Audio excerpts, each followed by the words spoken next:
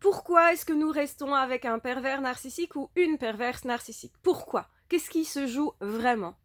La chose qui joue le plus, c'est vraiment le fait de se dire: «Cette personne a été blessée, traumatisée dans le passé, c'est une victime et je ne peux pas lui faire du tort. Du coup, je vais protéger cette personne et surtout l'excuser continuellement». Donc face effectivement à des choses qui ne se font pas, à des comportements complètement agressifs, violents, dégradants, humiliants, à des comportements justement froid également ou trop calculateur, eh bien, on va les excuser en se disant: «Ils font ça parce qu'ils ont été blessés, le pauvre, la pauvre» et donc du coup, on se dit aussi: «Moi, je peux supporter».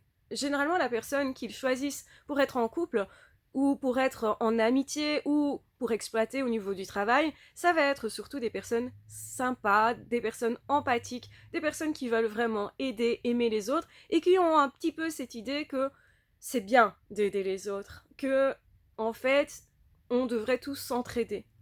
Ce sont un peu des personnes qui ont des idéaux et des idéaux, on va dire, humanitaires, donc des idéaux de partage, des idéaux d'amour, de connexion à l'autre, qui m'aident justement beaucoup de soin à entretenir leur amitié, leur amour, à se remettre beaucoup en question et à prendre beaucoup sur soi. Donc, ce sont des personnes qui ont déjà traversé des épreuves, qui savent traverser les épreuves, qui savent tenir le coup et qui du coup excusent beaucoup plus l'autre en se disant c'est rien, c'est juste une crise passagère de couple, d'amitié ou au niveau du travail, bref, relationnel, et donc je dois juste passer au-dessus et je sais que derrière, possiblement, on peut créer une belle relation, surtout quand il y a eu quelque chose avant.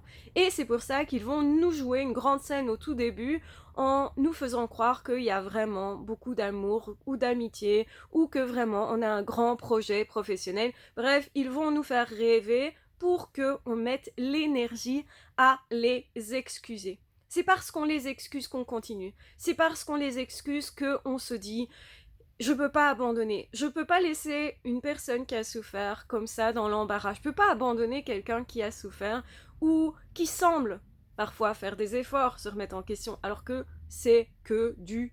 ça semble être un travail sur soi, sauf que ça n'en est jamais vraiment un parce que rien ne change jamais. Et ça, c'est à regarder. Est-ce que la personne change? Est-ce que la personne évolue? Est-ce que la personne travaille vraiment sur elle? Est-ce que la personne vraiment eh bien, ne dépasse pas trop souvent les bornes au point de me faire mal continuellement? Est-ce que je suis une personne qui supporte beaucoup facilement? Parce que dans le passé, j'ai déjà eu tendance à supporter énormément.